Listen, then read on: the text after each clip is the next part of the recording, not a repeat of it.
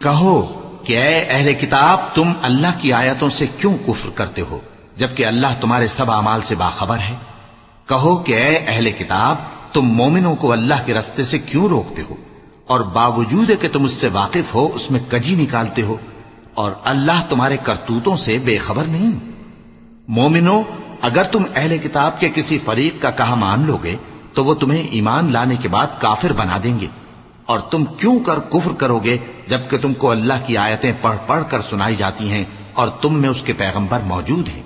اور جس نے اللہ کی رسی کو مضبوط پکڑ لیا وہ سیدھے رستے لگ گیا۔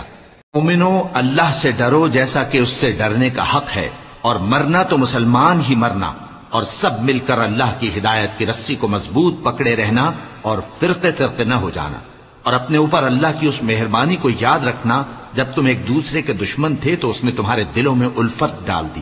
اور تم اس کی مہربانی سے بھائی بھائی ہو گئے،